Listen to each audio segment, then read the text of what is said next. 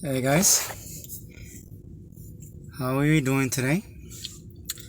Today, trying try to gather my thoughts. Okay, so bear with me. There are things that I like to zoom in sometimes, and then zoom out of ideas when I do my videos. Sometimes it's a repetition of previous videos, but today I like to focus on something about basically generally. You could generalize it as foreigners moving to Western countries. You know, you can look at it that way. I like to focus on us Ethiopians moving out of Ethiopia into foreign lands, and why it keeps happening. It's like you're getting on a bus and the bus goes one way, it never really returns, and if it does, it's not to stay. So why is it that we have this desire to leave our country, and then if we ever return, we don't return for good? If you ask any Ethiopian, they will say, "Oh, I left Ethiopia because it was more opportunities outside, outside the country," and but or things were bad, or depending on when the person left. There was war, there was this and that, and so they left, right? And then but why is it that after they gain education, and so on and so forth, why didn't they return? When we ask that question, we realize that we have to go to analyze it further. መጀመሪያ,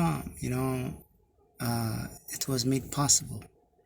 It was not by accident that when you look at Ethiopian history, for example, I always go back to that. If you notice in my videos, because I find it important. If you go back before Minilik II, or even during Minilik, there was no real foreign education in Ethiopia. So people were educated in the local ways. There were foreign influences entering the country, but people who were considered educated, they were educated at the local level with the local ways of doing things. And then upon the fact that these like Addis Ababa University was established and so on, all of a sudden Western education was looked upon as something that fell off the sky and God gives this thing. So people now, all the young people, looked at it as now we are finally civilized. We have reached the epic of knowledge. We are now, our mind are free. So think about it. So the whites came and they gave you this education, quote unquote, to free your mind, when they are the ones who had colonized Africa, had enslaved people, shipped them like animals. And then yet, even though that happened, there's a lot of people, even from Ethiopia, thinking that this is education is the freedom, education is power, knowledge is power, and so on. And so they're thinking that now that they are like engineers, doctors, and all that, they know everything. They're superior to the local person in the country. So now it gives them a status. So all of a sudden we have this caste system going on, where the elite of Ethiopia would be, well, actually the elite of the world, but now I focus on Ethiopia. But the elite of the world, or in Ethiopia, are those graduating from university under the Western education system. They're the ones who are the future of Ethiopia. That's the way we look at it. We are trained to think that way. I want you to think outside the box, okay? Because this is the thing that has been repeated so much that we have accepted it, and we can't think any other way than that. And that's the problem. I'm forcing you to think outside of that. I want you to think of it this way. This is education that came from an entity that was colonizing the world, that was like a vampire drinking the blood of the world to build what they have built. And they gave you nothing. Nothing. So, and if they give you something, this is the knowledge that you're praising them for. But even this knowledge that you are receiving in universities in Ethiopia, you can't put it in practice fully in Ethiopia. You know that because that's why with this knowledge that you have, you know you can make more money outside. You can further even your education even more in the Western world. So you lined up at American embassies to beg so you can leave Ethiopia. Because you see, the thing is, at the same time this is happening, you are sold an American dream and you are sold an Ethiopian nightmare. So you have no choice. You want to leave Ethiopia. Ethiopia is nightmare for you. So now you want to live your dreams, and your dreams, you are told, is outside Ethiopia. Right? Yeah? So all the so-called educated people who are basically Western lemanyos, they beg, they are worshipping the Westerners. And so the Westerners, worshippers, okay, they worship the white people, the Westerners. So they go there and they have, the educated entity of Ethiopia have more in common with Westerners than local Ethiopians. They are in Ethiopia, they are in universities, but they have more in common with Westerners than Ethiopians. In fact, they don't even want to have anything to do with Ethiopians. They want to be Westerners. That's what they want. That's the way to live. And so they have literally sold themselves. They are literally sellouts. They're sellouts. And they don't mind. They have no shame in it, by the way. They wear the suit and tie proudly, but they are sellouts, and they will sell anything, just about anything. They have no respect for Ethiopians. They have no respect for themselves. You can see it in their marriages, in their jobs, the way they think, the inconsistency of things and ideas. When you discuss things with them, you can see how inconsistent they are, and that's why they don't have a backbone. Their stronghold is to sell you out at any cost. They will appear to be looking like you, like Ethiopia, but actually they will sell you out. Their job is to sell you out at the price that they want. They don't want you to make it. They don't want you to think about Ethiopia, or I want to build my country and all that. If you think that way, when you express that, they don't want you. They don't want you to make it.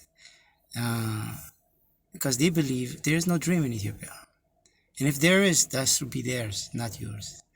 You should still remain in the nightmare. Okay, that's the way.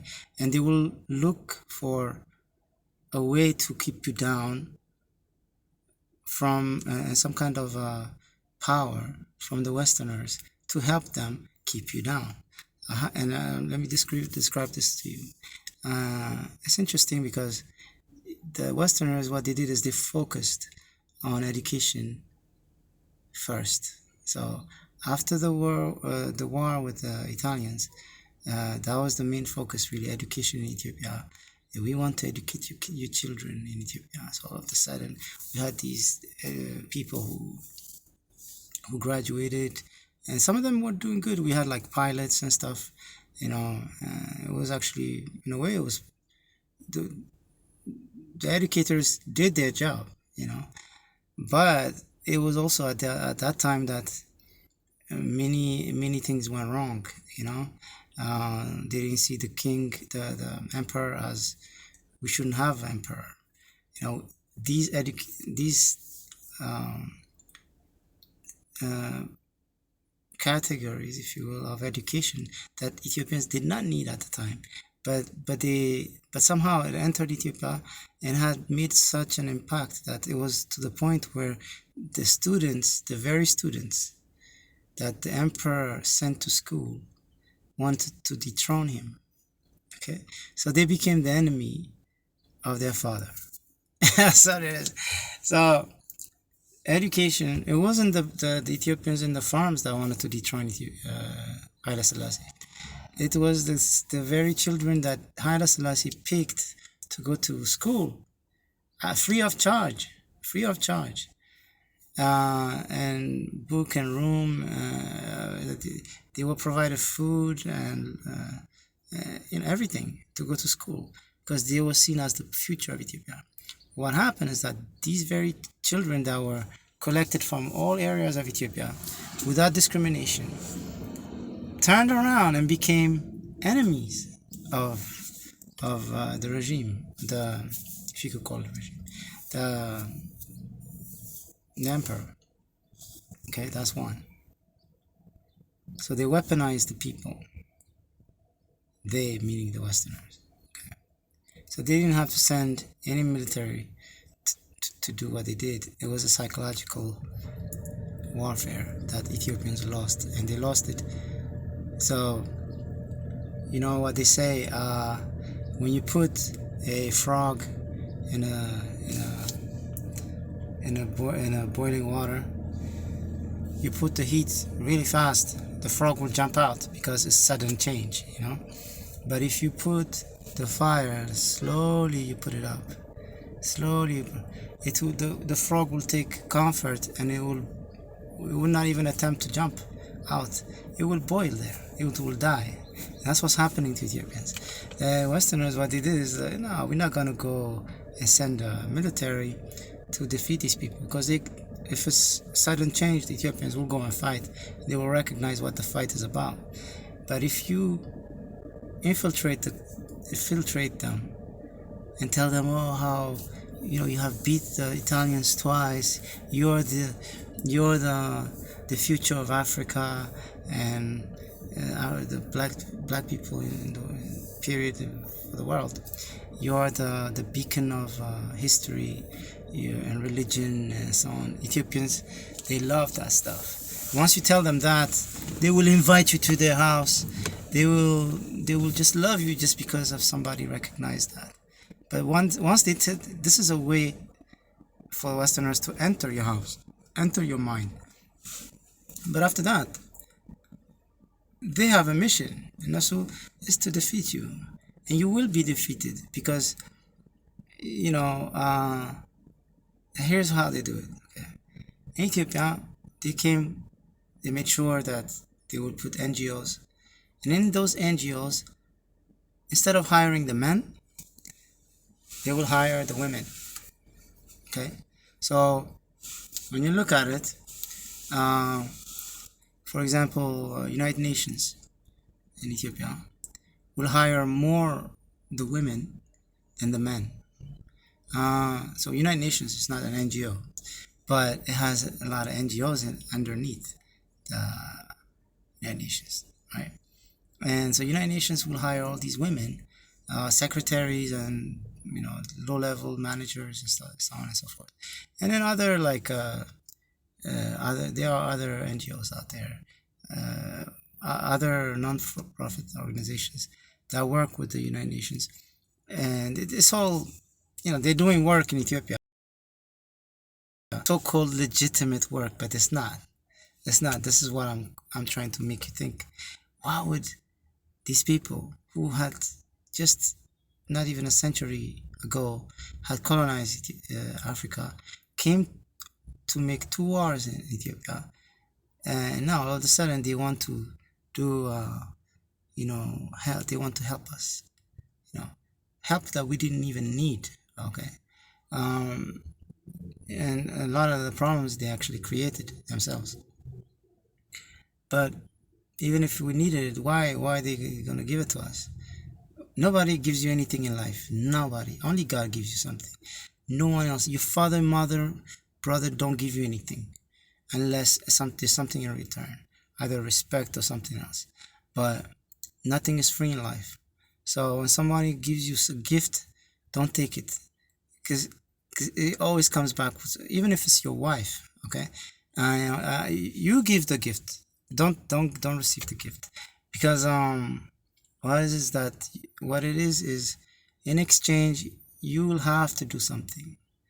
There's always an exchange. There's always a catch to it.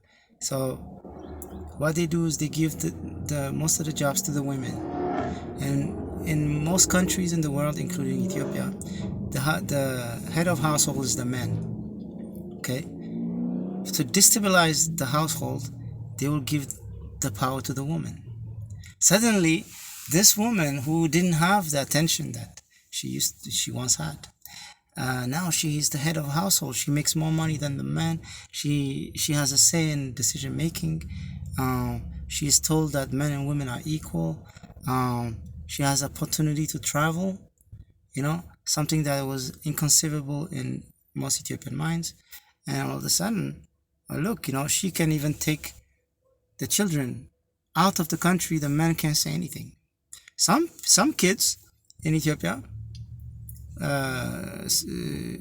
left Ethiopia without the father knowing.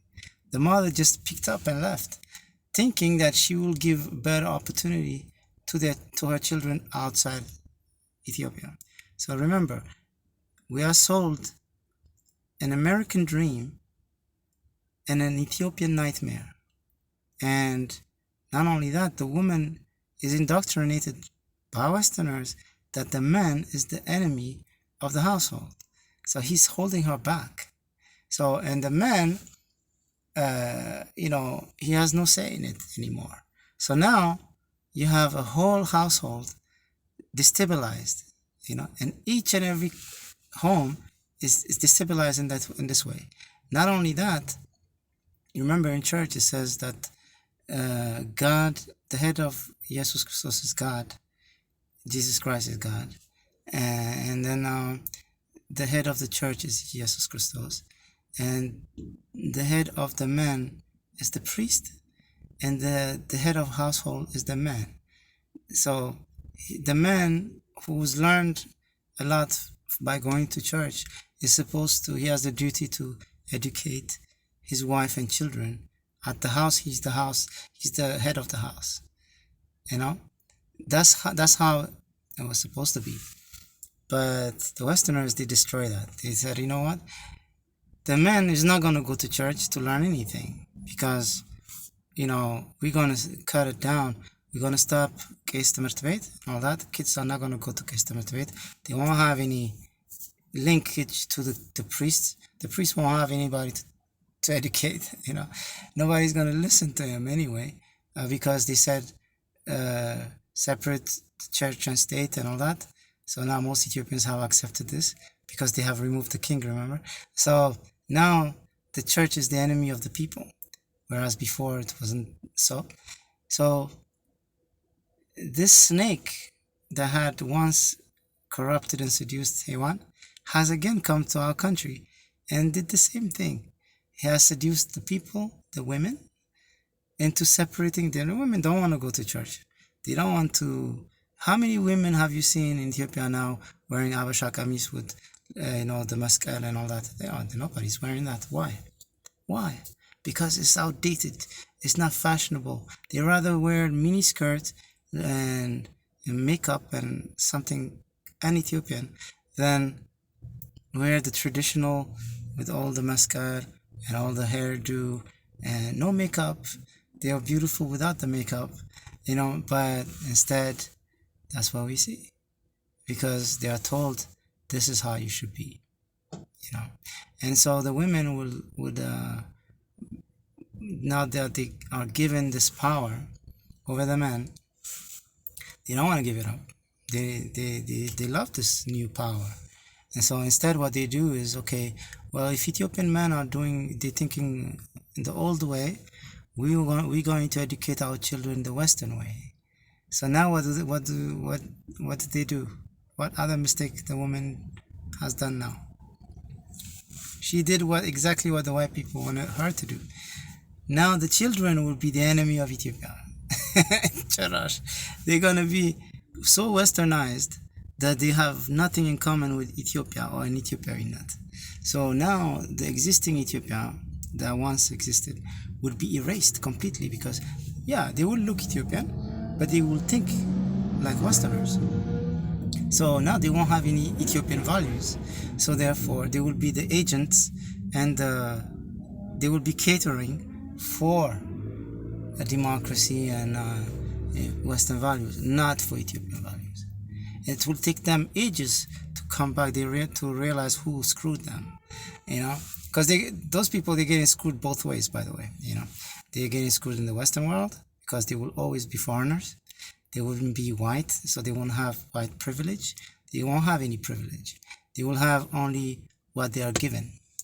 So it's only when they turn towards Africa, Ethiopia, then that's when they realize, oh, we have some power. And remember your money. Your money has power in Ethiopia, right? So when you go to Ethiopia, you have power over the people. Why? Because you have the dollar, the euro, the pounds, right?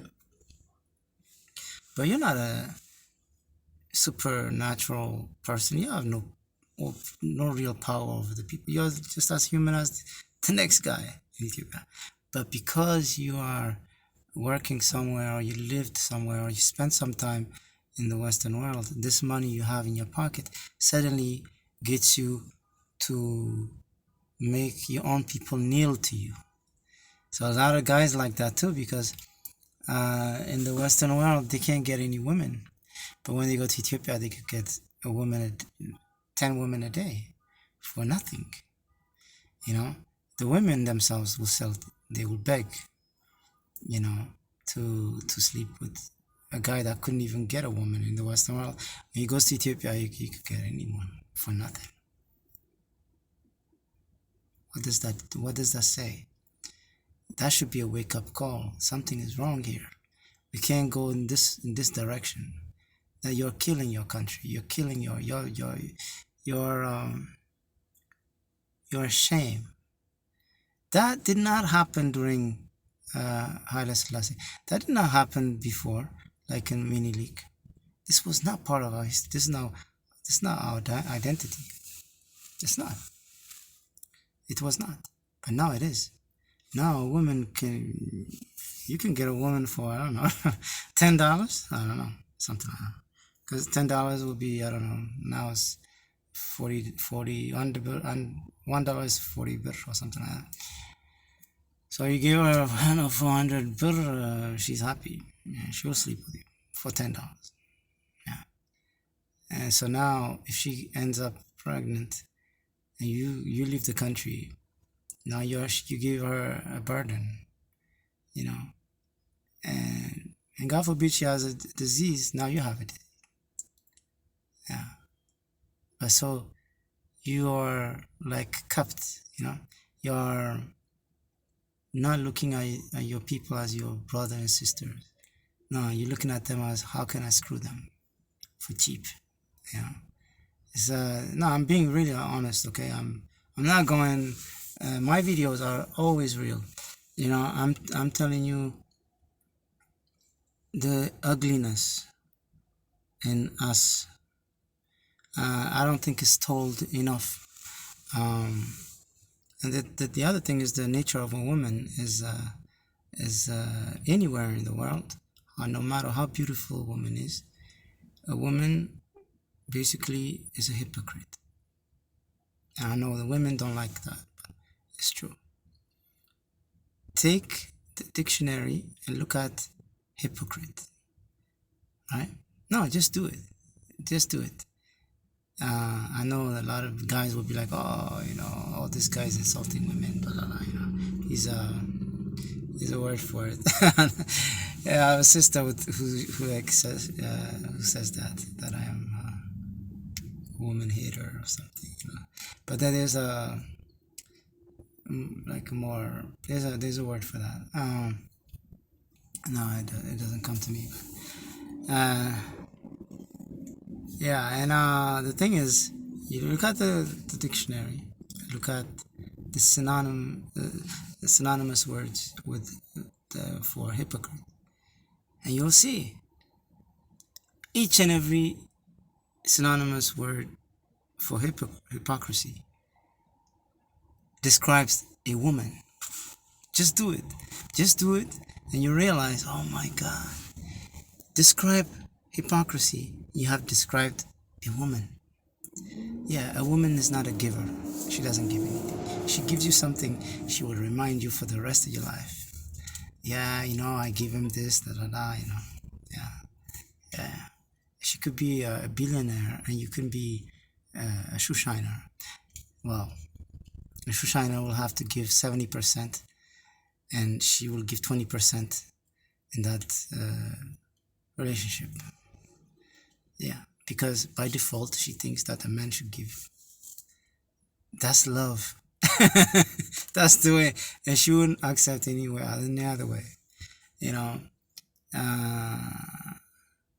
so a woman,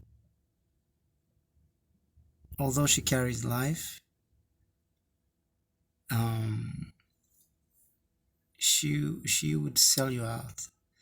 I mean, if she's not, you can judge a country by the women, if a woman is proud of who she is and she wants to transcend her culture, if that's really important to her, to educate her children in the Ethiopian way, okay, that woman, she's a rebel right now. That woman is a rebel. She's a true Ethiopian. She's gonna do everything to educate, and so that this Ethiopian doesn't die. She understood, but men will look at her like she's a backward person.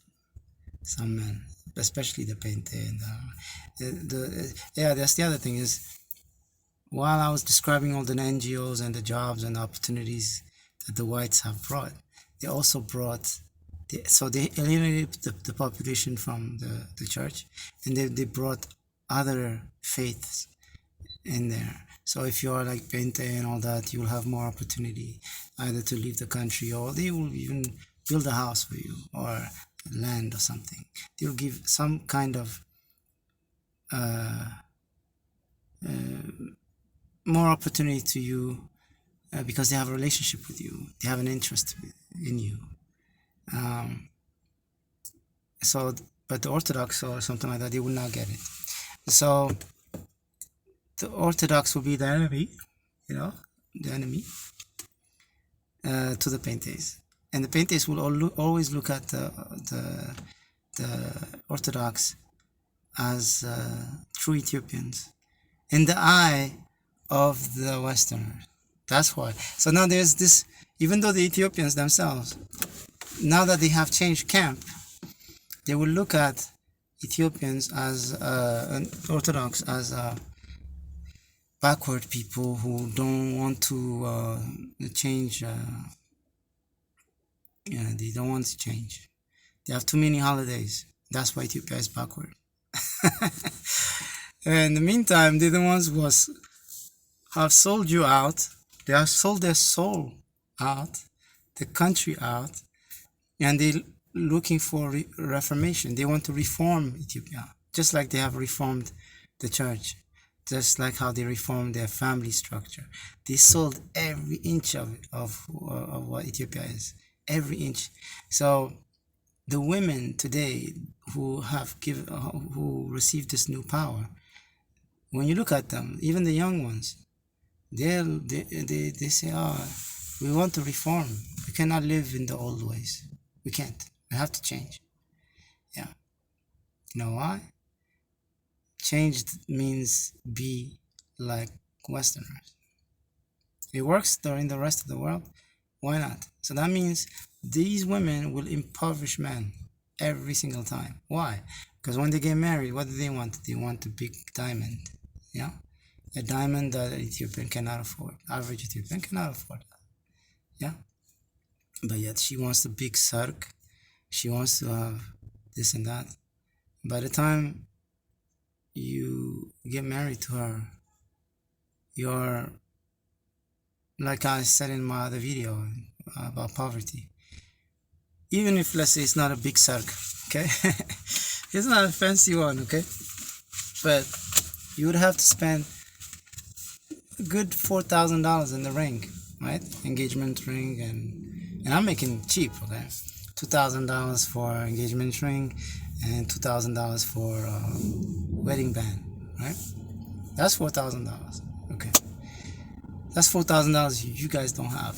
Every man doesn't have that, you know? So that's $4,000 short right now, just because you bought rings. Then after that, what happens? You have to have you have to rent a hall for the wedding, right?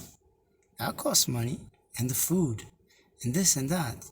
And of course, some people right away will say, but you'll receive help and gifts and stuff. So I kind of like, it's a wash. No, it's not. It's not a wash, because then, you know, if you calculate, if you do the accounting part of this,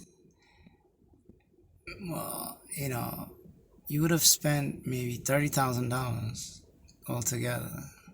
The honeymoon and all that, yeah. So you have spent $30,000. That's $30,000 of your saving is gone, and you're making maybe I don't know, maybe $50,000 a year.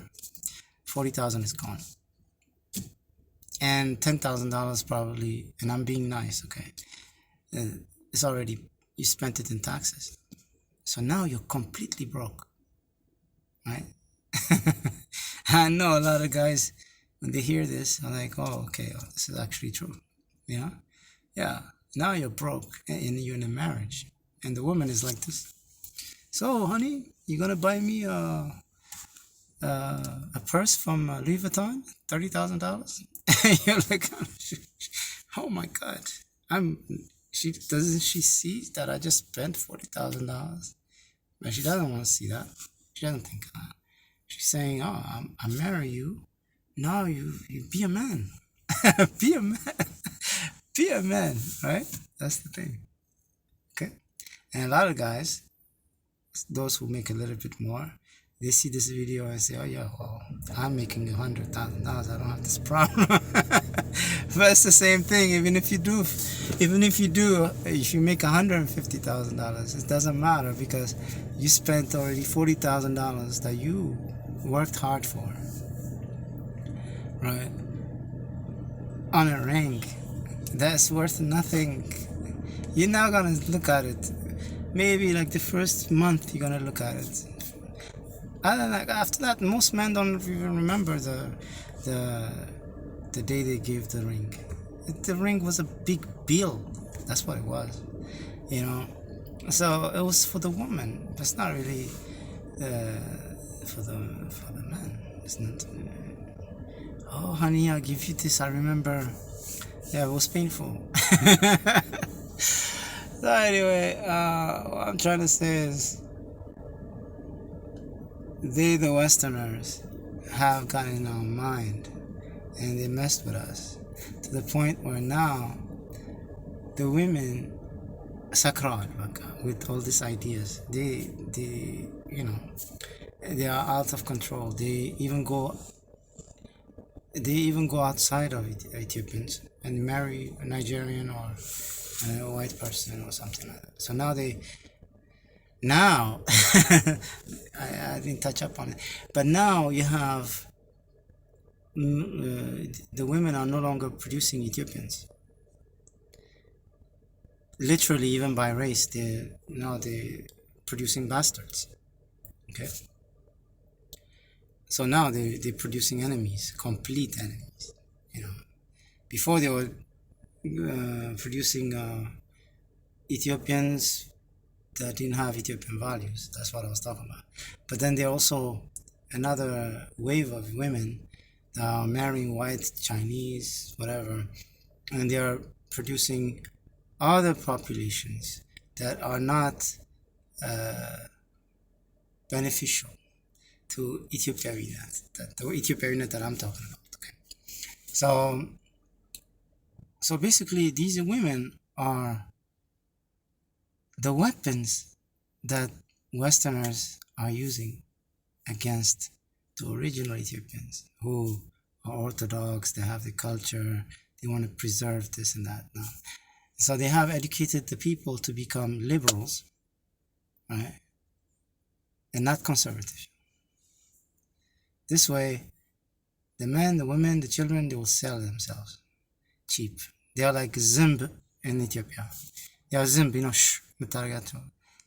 that's what we have become. And our leaders, they're not working for our interest. They're working for Western interest. And then time to time, they get a Nobel Prize. And they go to Western countries and receive their medals. You know what I'm talking about, right? And look what they have done after they received that. ተደመሩ የተባለው ተቀንሳቸዋል. I promise you that 4 years ago, 5 years ago, you had more value as an Ethiopian than now. Now ተቀንሳቸዋል. Something has been subtracted from you. And it's not going to stop. It's going to be more subtracted. We're going to blame it on COVID if you want. But COVID didn't hurt you as much. Yeah? COVID did not hurt you as much as these Westerners would.